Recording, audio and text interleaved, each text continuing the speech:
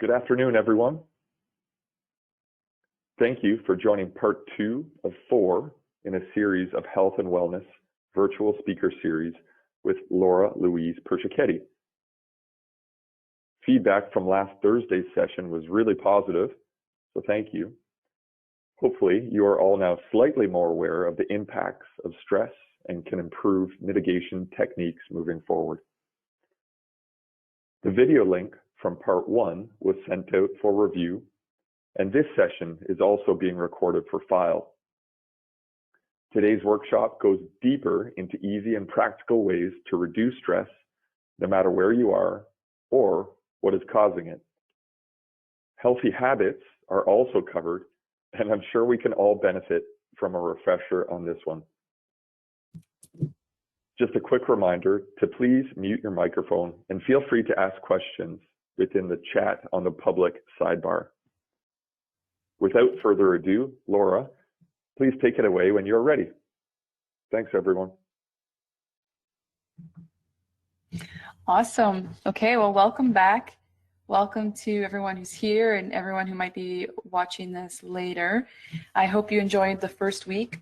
The stress rescue workshop essentially is what you experienced last week, and it gives you an overview of what is stress, what is the impact, and then of course different techniques to conquer it. But today I really wanted to dive in deeper on a few different areas within that workshop to support you no matter where you are and no matter what it is that's potentially creating the stress. I think everybody, if you did some sort of thinking or reflection in the last session, there are things that you can name that stress you out. And you know, sometimes we have different areas or different phases in our life where things are going well, things are great, you know, there's not so much of a stress. And then there's other chapters in our life where it's like every area of our life can be stressful. And it's just important to have these tools no matter where you are in what chapter of your life, because they're tools that test time, you know, they're always useful, they're always helpful. And once you master this yourself, you will find that you'll just become a natural support to other people, whether it's things that you share in conversations with your colleagues or share in conversations with your friends or your kids, your parents. It's amazing how once you have the tools yourself, it just becomes part of your life, and then it becomes part of your engagement with other people. So you can listen for yourself, of course, but don't be surprised if you start to find moments in your own conversations where you can share some of this stuff as well, because everyone can relate to stress and everyone can relate to ways to be able to address it. I just want to share too, today I'm going to go in a little bit deeper with certain areas, and I want you to know that these tools and teachings and practices are things that, number one, I do myself. Everything that I share is all stuff that I have done myself or that I have found has worked myself. I've put it to practice. But in addition to that, these are tools and things that I'm using with clients in so many different scenarios all over the world. I work with different athletes, you know, professional athletes that, you know, you can imagine preparing for a big game or preparing for a big meet or a big competition, the stress that comes with that. I work with different musicians as well, singers. I work with different professions in the sense of police officers, lawyers, just trying to think, teachers, nurses, doctors. So all of these tools, it doesn't matter what area of life you are in, they help us because we're human. And we all have a brain that we need to understand and take care of. We all have a body that we need to understand and take care of. We have a mind. And when our mind is out of sorts and our body is out of sorts, that will affect every area of our life. But when our mind and body is in balance, it also affects every area of our life. Everything else can have a flow. Everything else can have balance. And we tend to show up better in all areas, including work, relationships, and all the different tasks that we have to do. So I just wanted to share everything that I'm sharing with you is stuff that most people I haven't found anybody who can't relate to it yet. So if you become one of those people, let me know, because I'd be quite curious. Okay, so I did want to start off with just a mini review about the conversation we had regarding the brain and regarding the stress response. So just quickly, we all perceive stress differently. So for some people, it might be the relationship, work, money, bills, going to the grocery store, not going to the grocery store, so whatever it is, it doesn't matter. We perceive as stressful, and then when we activate the stress response, it puts us in that fight or flight. And so where I want to really go in today is, how do we interrupt that process? If we understand that the brain is doing its job and it puts us into this fight or flight in order to survive, in order to help us and save our life, but traditionally in ancient times, it was a tiger that would put us in that fight or flight. We would have to run for our life. We would have to fight for our life. But when it's regular tasks that are happening all day long and we're constantly in that state of stress, that's what we want to address. Because if we maintain that state of stress for a long period of time and we don't address it, that's when it starts to cause physical health issues. So I talked about when you perceive something as stressful, okay, it doesn't matter what it is. Let's say it's your boss coming in with a new task to do at work, or a new piece of information that's going to greatly affect your work. So boss comes in, we're perceiving it as stressful, and we have 10 seconds before that stress response goes off, before we go into fight or flight and our brain takes over. And so this is what I want to talk about. So in our brain, we have obviously different parts of our brain, and there's something called the amygdala. The amygdala is responsible for releasing the chemicals and the hormones through the brain and through the body to go into that stress response, which is fight or flight.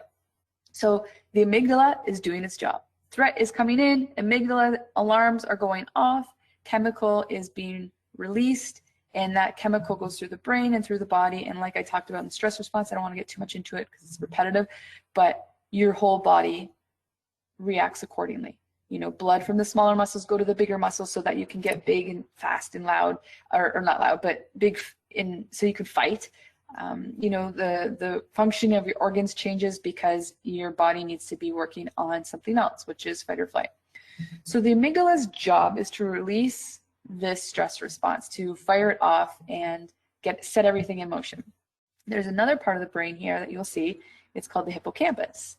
And the hippocampus has two jobs. One is to problem solve, and two is to calm the amygdala.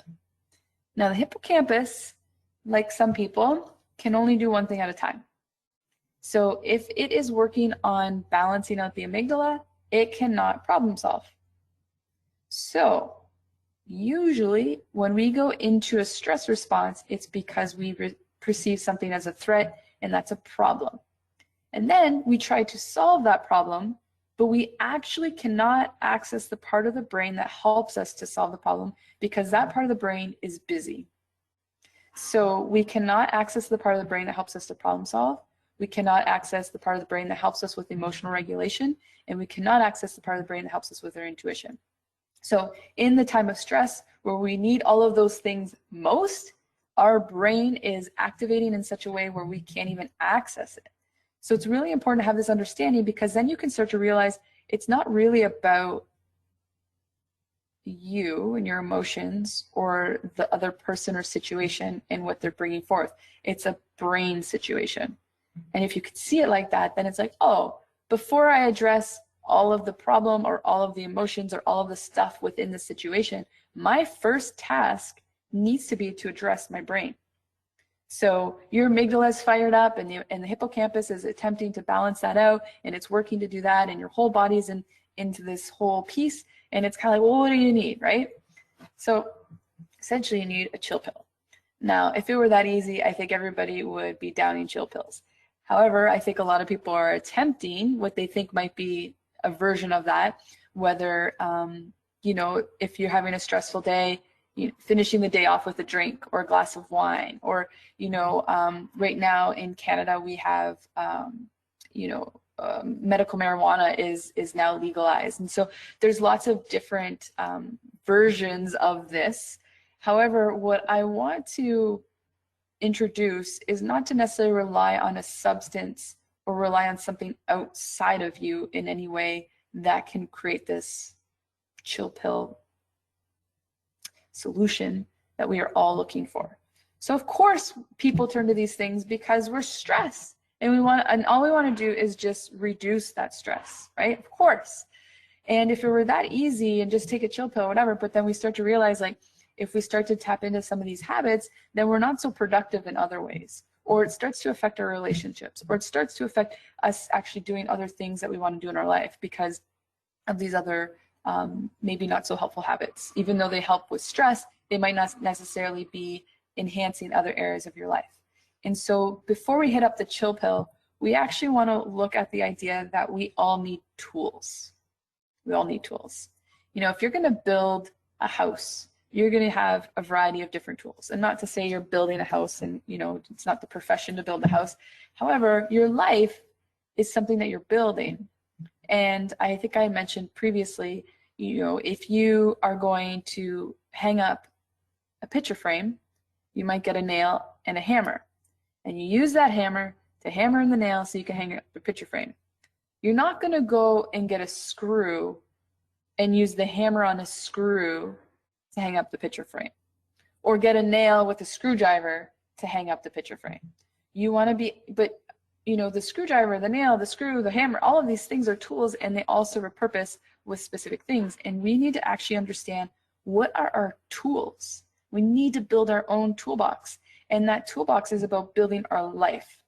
It's about building our emotional regulation, building our ability to problem solve, building our ability to think clearly, building up our ability to enhance our relationships and work within our relationships, and just overall have a happy life. Like, isn't that what we're all looking for? Is just some joy, some peace, some calmness. And so we want to be able to build our toolbox on a mental, emotional, physical, and even spiritual level, so that we can utilize these tools in a way that manifests and create a life that we want, and the relationships that we want, and the productivity that we want, both at work and in our personal lives. So it's all about this toolbox. And part of the tools I want to explore today are mindfulness-based activities. And so I really love this image here where it talks about, do you have a full mind, or are you mindful? And what is the difference, right? So I think most people with the life that we live and the society that we live in, we are overstimulated. We are totally overstimulated. Overstimulated by work, overstimulated by home, overstimulated by social media, overstimulated by advertisements, overstimulated when we go shopping. Just constant stuff is coming in and filling us. And we don't even necessarily realize it. There are literally 350,000 stimuli every minute that we're taking in. And are we aware of all those? Absolutely not. How can you be aware of all those things? But if you think about it, even sitting here, and quite honestly, I don't even know how you're listening to this presentation. You might just have it on while you're doing your work. You might have it on while you're eating your lunch. Maybe you're cooking something. Maybe you're watching TV. Maybe, you know, you're having a full conversation with somebody else while this is playing. I don't know. Because this is the reality that we're in. I am talking and I'm doing a Zoom, and yeah, it's a workshop, all of these things, and we're not in the same room. So I can't see if I even have your eye contact. I can't see your body language. I can't see if you're engaged. And at the end of the day, it's really up to you how engaged you want to be. Of course, I would love for you to be engaged in this, but this is what I'm competing against, is the reality of the situation, that everybody's in their own environment. And so all the stimulus that's coming in is different. You know, there's different sounds, maybe there's people talking, maybe there's a television on or radio on, music, maybe there's the lighting or the street, or maybe it's the animals, like who knows? But the truth of the matter is, everybody is overstimulated, and that stimuli is coming in every minute. Even if we were in the same room and it was calm and quiet, there would still be a level of stimulation coming in.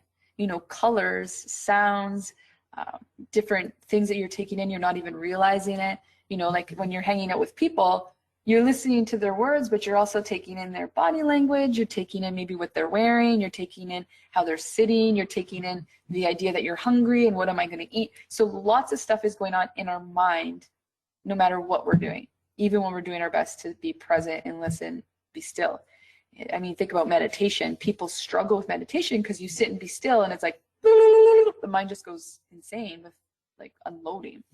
So mindful is more of the reality that most people are in versus mindfulness. So a full mind versus mindful.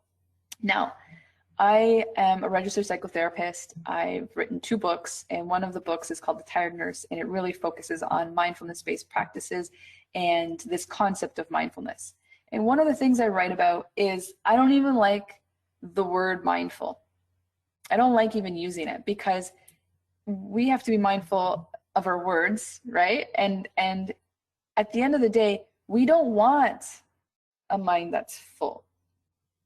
We want the result of mindfulness, and essentially what that result is actually awareness. We want awareness. And when we have awareness, we have power over a situation. When we have awareness, we have power over mind. When we have awareness, we have power over our decision making. When we have awareness, we have an ability to manage and maneuver all of the areas of our life. Awareness. What is awareness? This is a big question, and it's one that you can sit with and explore, but your level of awareness is based on your level of care. So if you care about your stress and you care about addressing your health issues and you care about finding tools to do that, your level of awareness and attention to what I'm talking about is probably more, and you're probably more present. But if you are maybe have more of a care around getting something else done, or maybe you're really hungry and you want to have your lunch while you're listening to this, or maybe you care about your kids and your kids are home and you're thinking. So where your care is at is where your awareness is at.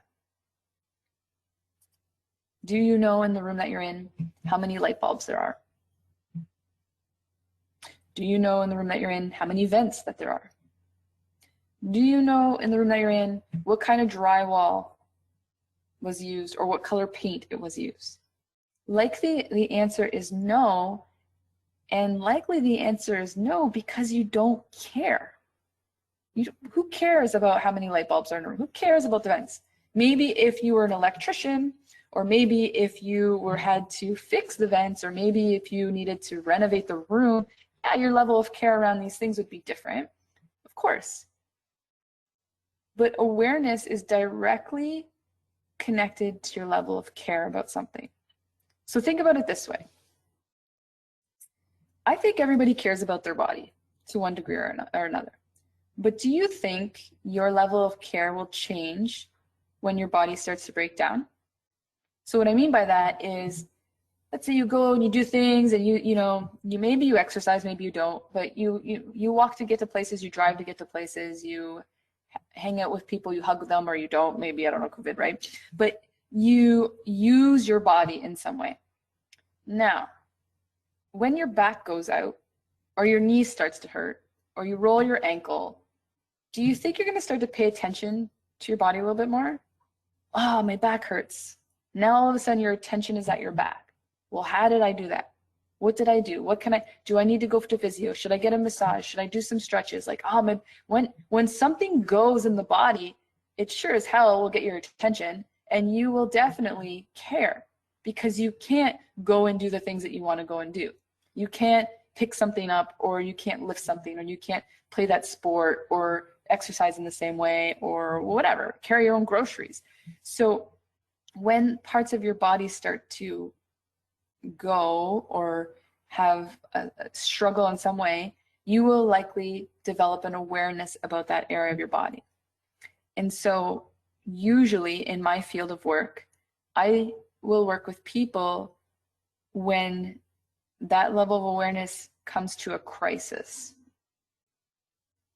When stress is screaming at their door and their body starts to go. I deal with a lot of people who have been diagnosed with cancer.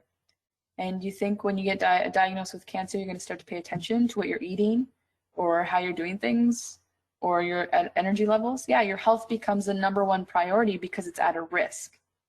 Of course. But if you are worried about money, or you're recognizing that you need to save money in order to buy something, or you're recognizing you're not making the same amount of money, so like you need to budget, money is going to become your main focus. If you have young kids and now they're going to school and like I need to keep them healthy or whatever, like that becomes your focus. So it's not about right or wrong, good or bad. It's just about that we develop a level of awareness about the things that we care about. And I could talk all day about the importance of caring about your mind and your body, because without these two things, it affects every other area of your life.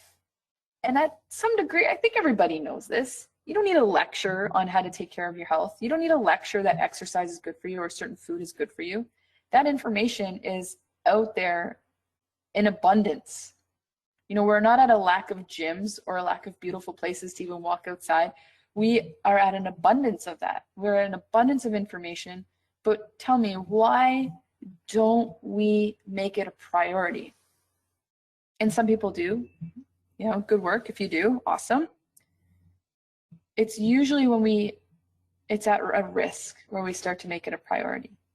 And when you're stressed and you have a lot of things to be stressed about, the thing that gets on the back burner for most people is their health.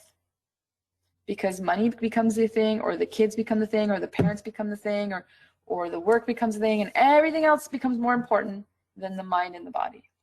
And so for today, I just want to suggest, make a suggestion, and you don't have to take it on, you can just think about it.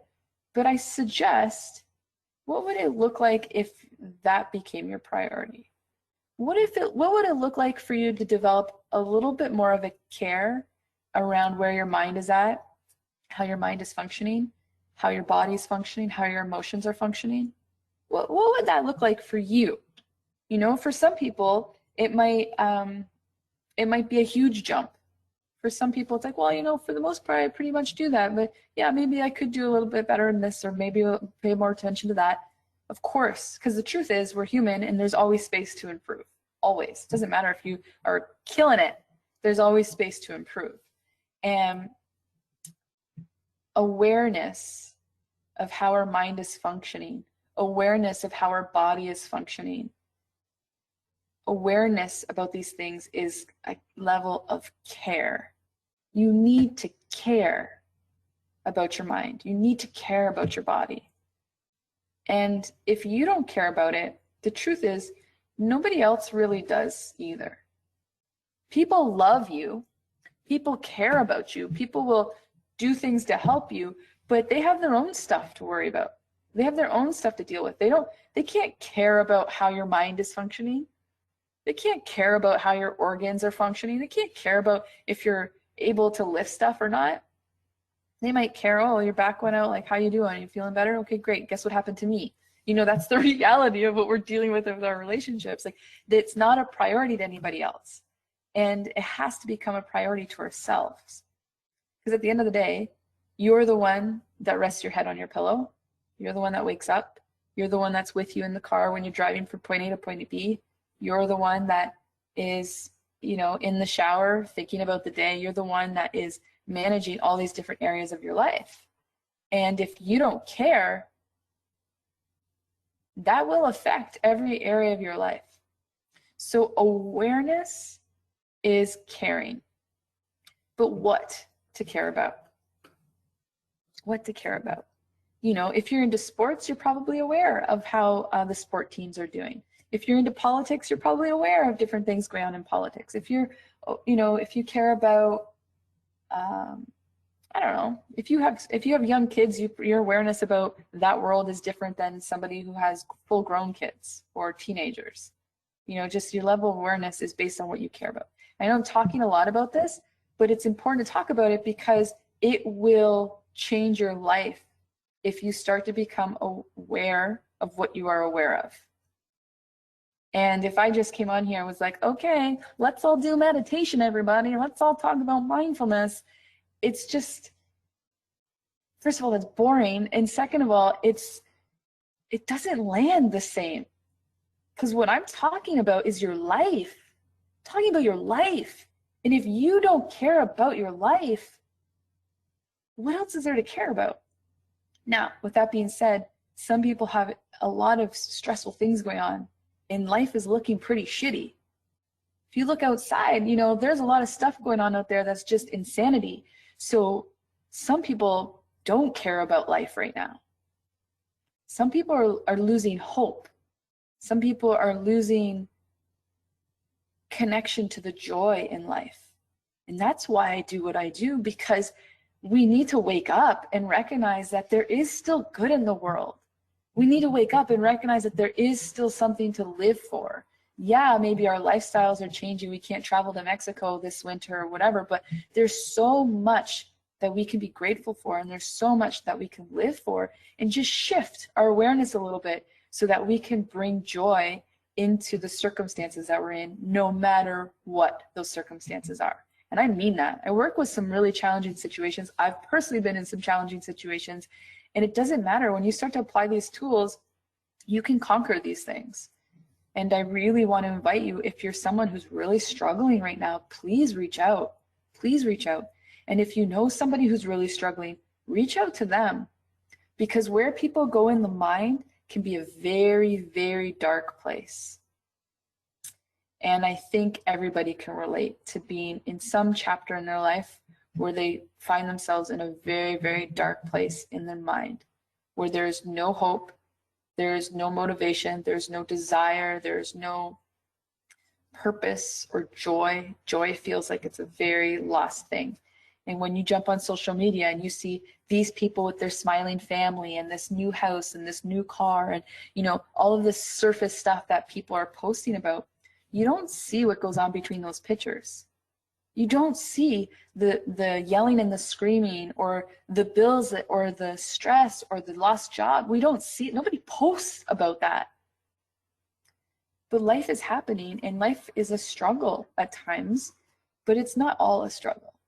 And when we develop a level of awareness about our mind and our body that extends into a level of awareness into our life and areas of our life, our relationships, and how we can enrich all of these things in so many different ways. So many different ways. Okay, so I want to talk about what your greatest superpower is. Actually, we have a lot of great superpowers, to be honest, but in relation to what we're talking about in developing an awareness, something that's occurring all the time that most people are not aware of at all. It is our greatest superpower. It can help us in so many different ways and does. And we just no awareness of it. And my friend, it is our breath. It is our breath. But have you ever been in a situation where it's like a challenging situation and someone just says to you, oh, just breathe. And you want to just punch them in the face? Like, have you ever been in that situation where it's like someone tells you to just breathe at a time where like everything is shattering, or you're in a situation where it's like, what? Just breathe? Like, and you just want to take them out because it's like, hey, all of these areas of my life are crashing down and you're telling me to just breathe. Now, I'm not coming from that perspective where it's like, oh, yeah, just breathe, everything's good. But I am coming from the perspective of developing an awareness of your breath and the power of your breath, because this can help you in so many different ways. And if you go back to what I shared about a little bit earlier in last stress rescue, when something comes in that we perceive as stressful and our amygdala fires off and it runs through the stress response and our body goes into fight or flight, before that all happens, if you recall, we have 10 seconds. We have 10 seconds. That 10 seconds is magic and gold in our life. And very often we're not aware of it, and very often it passes us by. But what I want to start to encourage is that we develop an awareness of that 10 seconds, and we develop an awareness of tools that we can implement within that 10 seconds. And one of the quickest, easiest, most impactful, effective tools we have is our breath. And so I do want to go over some breathing techniques. And of course, you know, like I said before, if I would have just jumped in and said, okay, everybody, welcome to the Zoom call. We're going to be working on some breathing techniques today.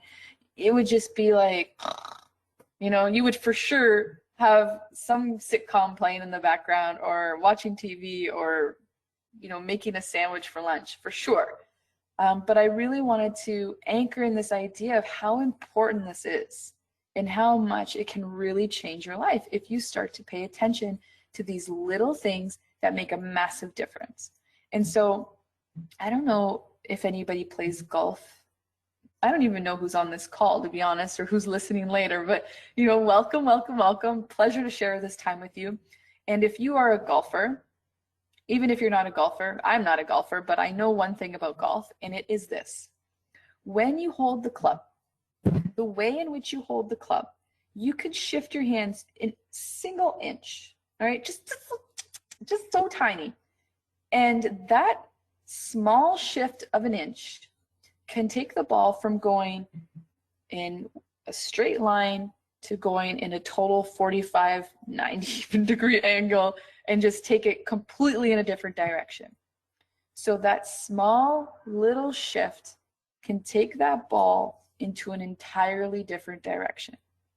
This is golf, and this is life.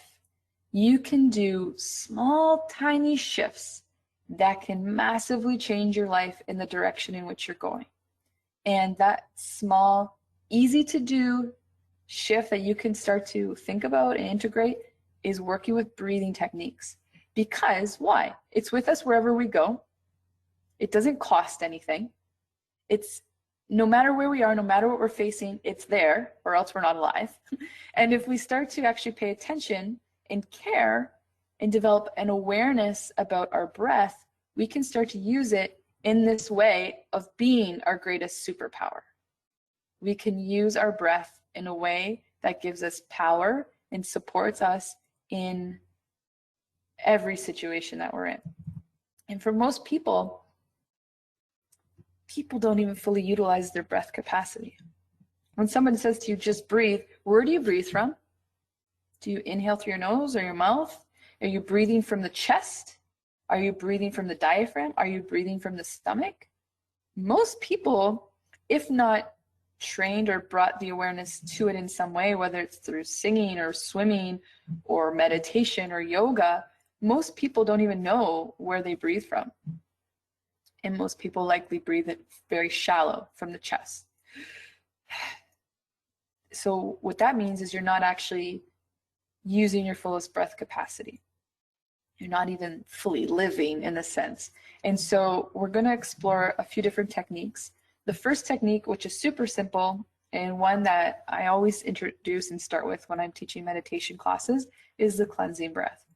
Cleansing breath is inhaling through your nose, inhaling all the way into the stomach. And you can even, with kids, I'll tell kids it's like making a belly balloon, where you can even put your hands on your belly. And when you inhale down into the stomach, you can feel or see your hands lift up. So you breathe into the stomach, then the diaphragm and the chest. You use your fullest breath capacity on the inhale. And then when you exhale through the mouth all the way out until there's nothing left to exhale.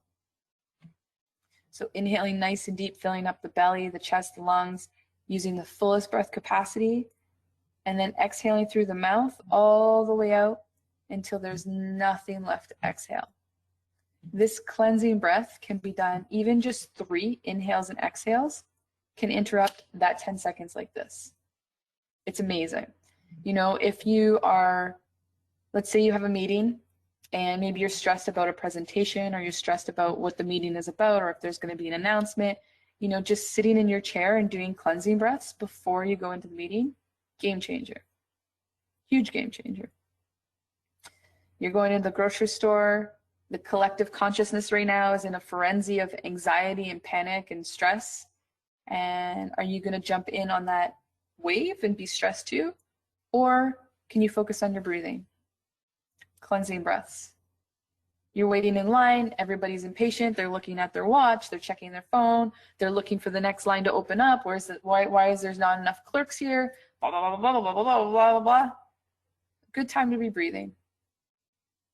Oh, I'm stuck at a red light. Yesterday, I was going from one, I started at Front Street, going across London Road to get on the other side of Sarnia. Every single red light, to the point I just had to laugh because I was like, all right, it's just going to be one of these drives. Well, good time to breathe. Good time to breathe. Stuck in traffic. We don't really have that issue here in Sarnia, but people from Sarnia drive to Toronto and they can't stand the traffic because they're not used to it. What can you do? Breathe. Breathe. Maybe you're picking up your kid, you're sitting there waiting, you're checking Facebook, checking this. What if you just put the phone down for a second and just focused on your breath so that you could just calm wherever you're coming from and be fully present for when your kid walks in the door? Something to think about. So cleansing breath, so inhaling through the nose, exhaling through the mouth, using your fullest breath capacity. The square breathing is something that we talked about at the first session. And essentially what you're doing is you're inhaling for a count of 4. You hold that breath in for a count of 4. Then you exhale for a count of 4. And then you hold that breath out for a count of 4. If the count of 4 is easy, you can increase it to 5. If that's easy, increase it to 6. If 4 is a bit hard, then you can do it to 3. It doesn't matter the number of counts as long as it's the same with each of the inhale, hold, exhale, hold. And that is called square breathing. Super effective. Another tool that you can use within that 10 seconds to interrupt the amygdala and the stress response to be activated in the brain and body. Straw breathing is something I love to do with kids. It's something that it's kind of fun and silly at the same time, but incredibly effective. Straw breathing can be really good if you're frustrated or angry. What happens is you curl your tongue, and I don't care where you are, what you're doing, you can try curling your tongue right now. And if you can't, it's actually genetic if you can or can't curl your tongue. And by what I mean by that is it's like when you fold your tongue so that it creates like a curl, like a straw. And so straw breathing is you curl your tongue and then you inhale and exhale through that straw that you're creating with your tongue. And you inhale nice and long and you exhale all the way out. And this is fun to do with kids because, it's just makes a silly face and kids like to be silly, but it's also super effective and can help in many different ways. Doing the straw breathing is something that 30 seconds of that, even a minute of that, can not just release the emotion aspect of it, but it actually also releases toxins. And so does the lion's breath, which I'll be talking about in just a moment.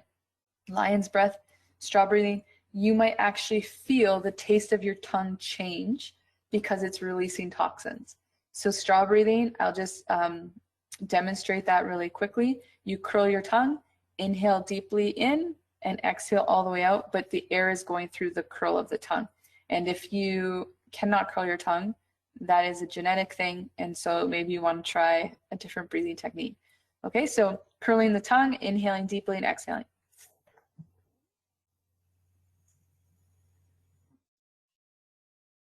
So that's a long inhale, and then exhaling all the way out.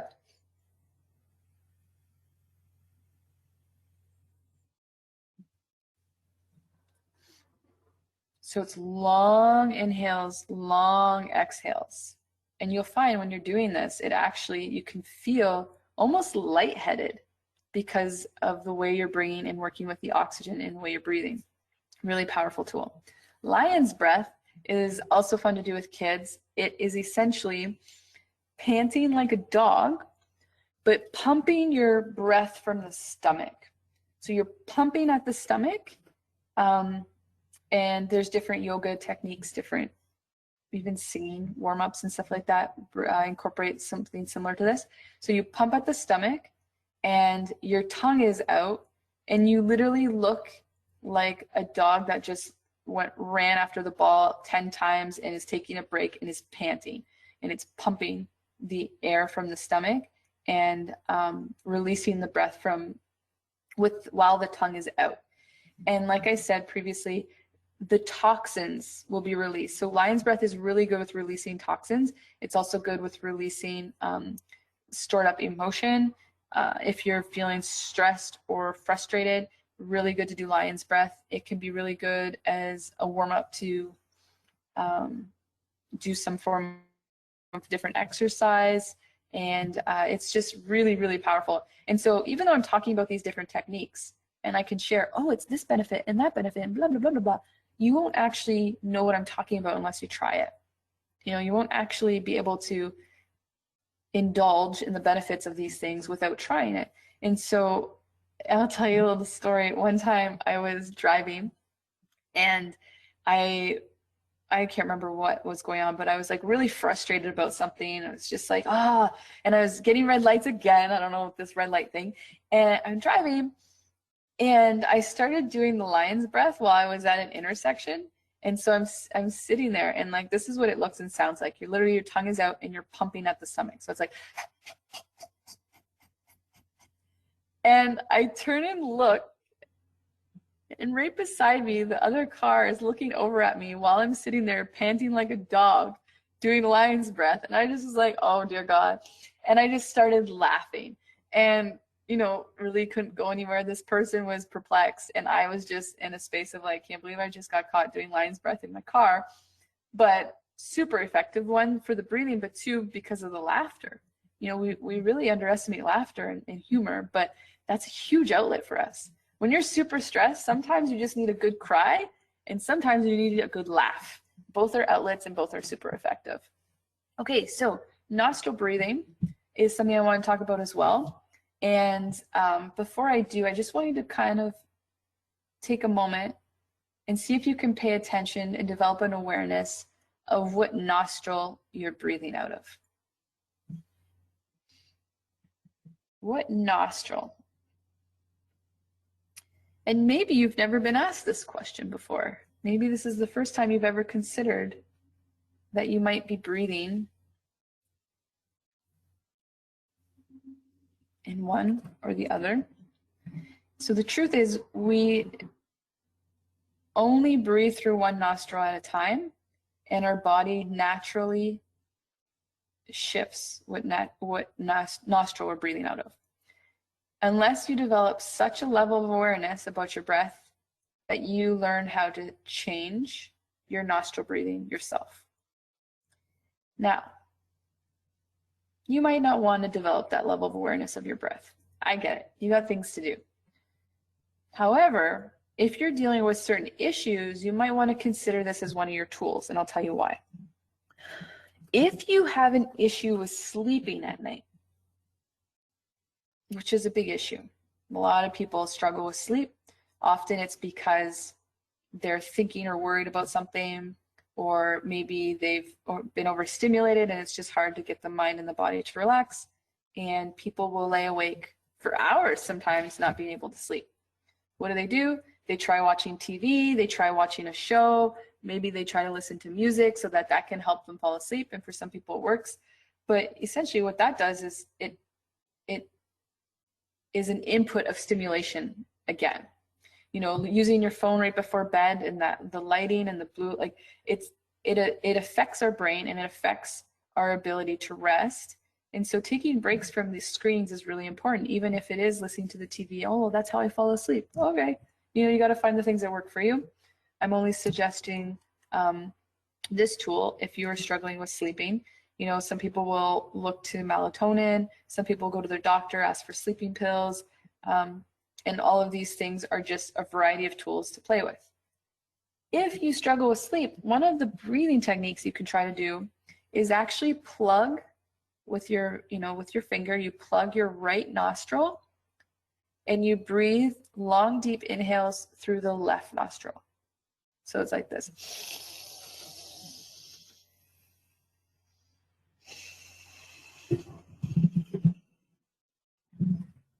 And you just focus on breathing through the left nostril.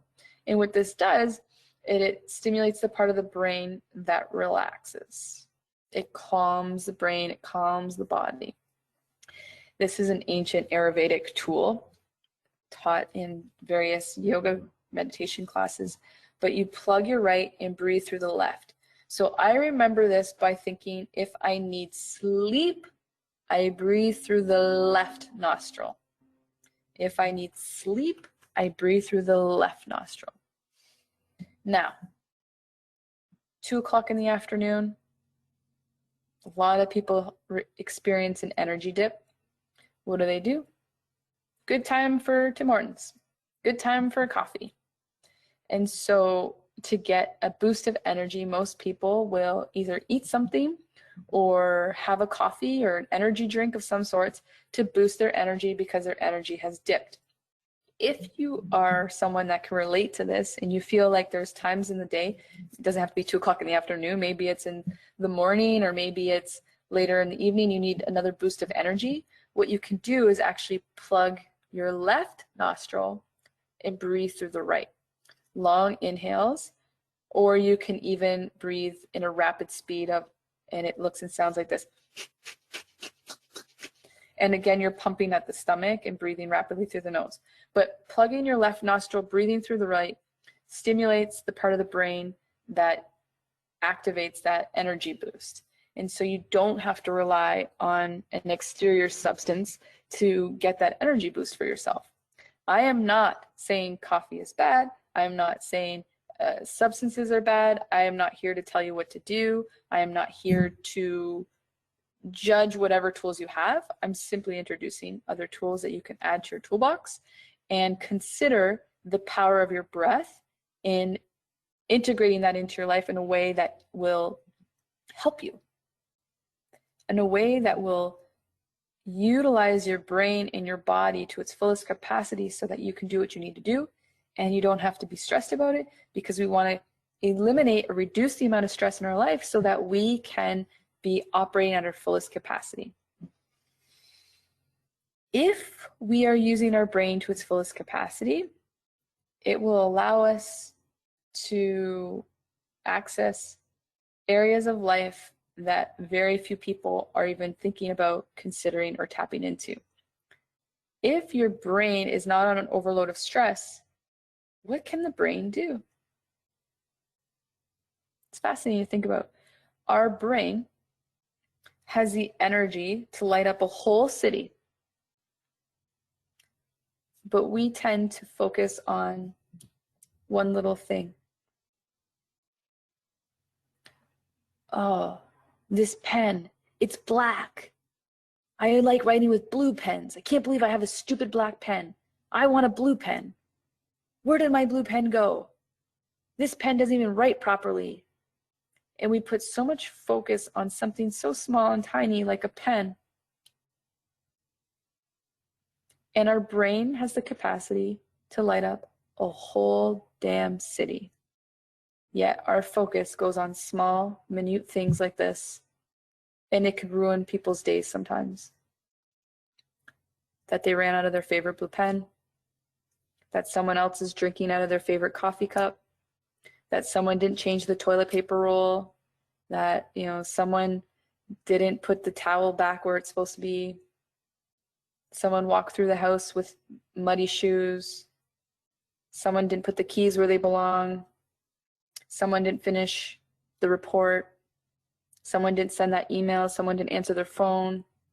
And all of these things take up all of our focus and energy and throw us off in ways that is incredibly destructive and takes us away from our joy, happiness, and peace, which is really what we all want to create. If we start to manage the stress we have about the pens or the mug or the toilet paper or whatever else it is, and we start to give our brain a break, we start to relax and calm the mind, what is possible? What is possible?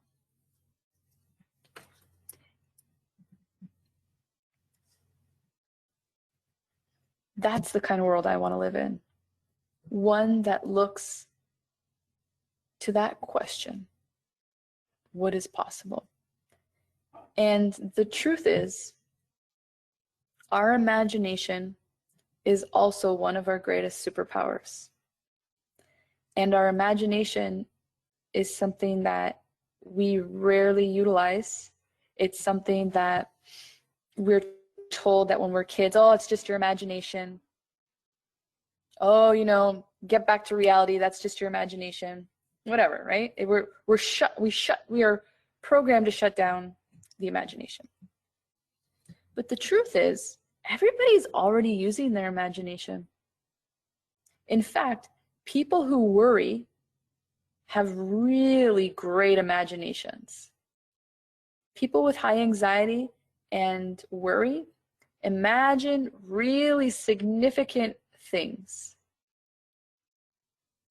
People who worry can paint the picture of the worst case scenario like you would not believe.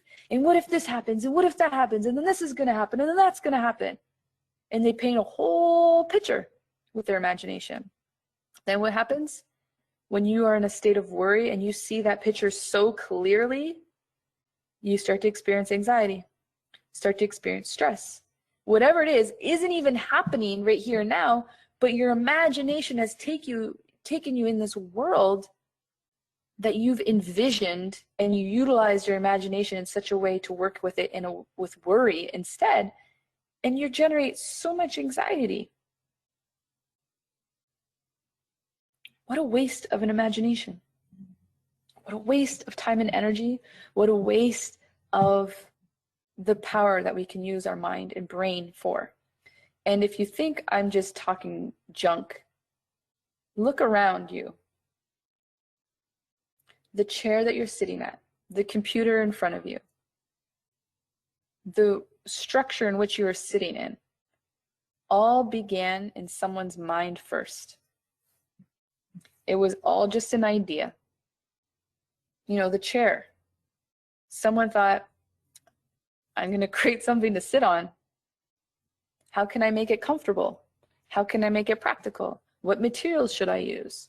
What would happen if I made it like this? Would it help with this? And all of these things were put together in the mind first, and then of course, started to anchor down into the physical and create into what you're sitting in right now, assuming you're sitting. It all started in the imagination. So when we talk about the brain and the body, we can really relate to stress. Everybody can relate to stress. But where I want to kind of plant some seeds is, what if the stress was gone?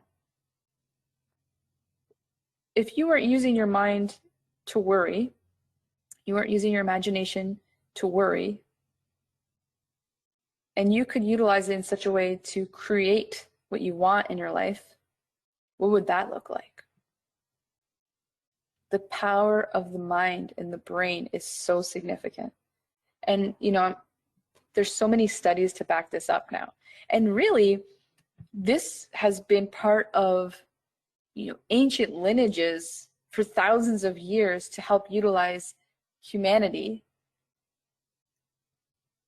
And for some reason, we've lost touch with that. And we focus on that pen or that mug or the toilet paper roll or whatever else it is. And that takes over our focus and our energy in such a way that it really messes with us, and we don't actually create what we want to create in our life. And so when we implement something so simple like breathing techniques, it calms our brain. And to calm our brain, that's something that can happen within that 10 seconds, as well as some things we talked about before. You can breathe. The self-talk you use is important. Movement, drinking water, humor. Make a joke out of it. Let yourself lighten up a little bit. We take things so seriously all the time. Dance, lots of things to implement to interrupt that 10 seconds. But of course, you know, we miss the 10 seconds. And so the quickest way to calm the brain and the body after we've missed the 10 seconds is through the 5 senses. And so the last thing I want to share with you today is something called stop and 5. And so the stop and 5, no matter where you are, what's going on, if you know that you need to just kind of calm the brain, get present in the moment, bring your awareness here and now, because our mind and focus can take us into the future or in the past and mess with us. Stop and name 5 things you can see. And you can do this right now. Just look around your room. Just name 5 things you can see. I see a computer, I see a chair, I see a wall, I see a light, I see a cat, whatever, right? And then 4 things you can hear. Oh, I can hear the buzzing of the monitor. I can hear the voice on the computer. I can hear the cars going by in the street. I can hear, some kind of distraction going on in the space. So that's 4 things. And then you move into name or touch. You can actually physically touch 3 things. Maybe you touch the texture of the clothing you're wearing. Maybe you touch your hair. Maybe you touch, the desk or something in front of you. And then name 2 things you can smell. Maybe it's food, maybe it's shampoo, maybe it's cream, maybe it's something, if you're chewing bubble gum. And then 1 thing that you can taste. So whether or not you have something to actually put in your mouth, you can still pay attention to what it is that is a taste in your mouth. And so what happens is when you stop in 5, it gives you the opportunity to become fully present of the space in which you are in. And when we do that, we calm the brain. And we become aware. And with that awareness is the opportunity to create something. When it comes to a problem, you're stressed about a problem. If you just stop in 5, you bring it all to a calmness. And then maybe you ask the question, what are my options within this problem? What can I do about it? Do I want to do anything about it? And that's just an example. But stop in 5 is huge. It's so simple. It's so basic and kind of silly. When I talk about it sometimes, I'm like, oh my God, you're going to talk about 5 things just that you can see and whatever. Like, it just seems so basic, but our senses are really, really powerful.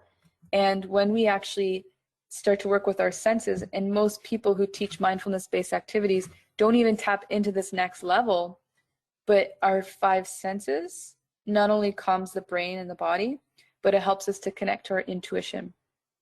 And our intuition is like a guiding star in our life, and our intuition is something that helps us all the time in so many different ways. And I just have this quote here with Albert Einstein: the only real valuable thing is intuition.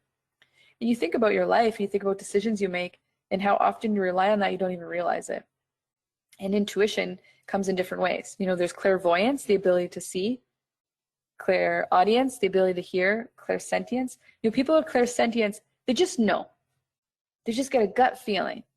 I just know this is what I'm supposed to do. Or I just get a gut feeling that I got to go this way to work today. I just got a gut feeling that I need to call this person. I just knew it. That's our intuition.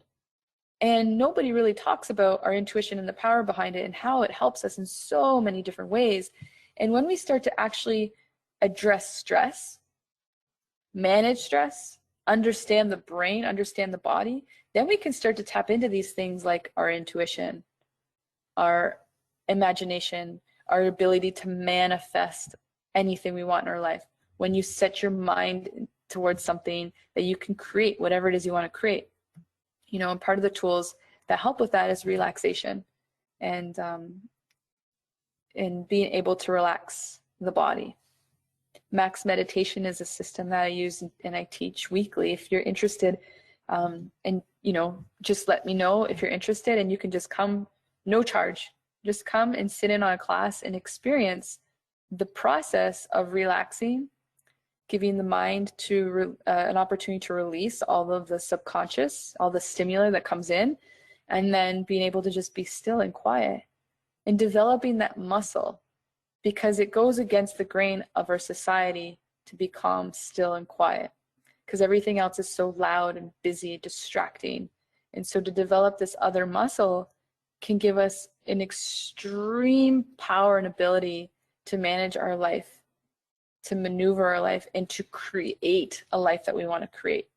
Manifesting, setting your, where there's a will, there's a way, set your mind in motion. All of these things, they're not just cliche comments. There's actually tools and practices to be able to do that with your life. And when we're so stressed and there's so much crap going on, it's hard to remember that we are these powerful beings that can manifest and create a life that we want. And so I hope that this COVID experience, no matter the situation that you're in, gives you an opportunity to stop and be still and evaluate your life. What are you doing with your life? What do you want to be doing? Who's in your life? Who do they fill you up? Do they encourage you? Is your life filled with love and joy and peace and all of these things that we constantly are striving for? And if it's not, that's okay too. Just be radically honest about it. and then implement some tools and ways to help yourself manage that. And so this is the end of today's workshop.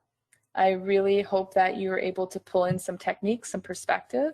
And again, honestly, open door. If you want to even just have a conversation about something, or you want to try one of these practices or explore meditation or relaxation or, different levels of coaching on nutrition, mental health, wellness, all of these things, reach out, ask questions. Would love to have a conversation with somebody. Otherwise I'm just jumping on a Zoom and talking to myself apparently. But I'll trust that you're listening and taking stuff in. I hope that this is helpful for you. If there's an area that you would like more information on, please reach out, let me know, and I can go deeper into certain things that I've explored, or go into a whole other direction if you want some support, maybe with relationships or kids or different things going on, not just in the workplace.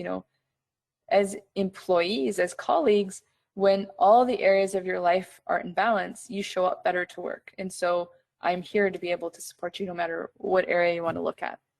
But thank you so much for stopping in. Thank you for listening. If you're listening to this later, great. Please reach out if you have any questions. And yeah, that is the end of today's presentation. So thank you very much and blessings.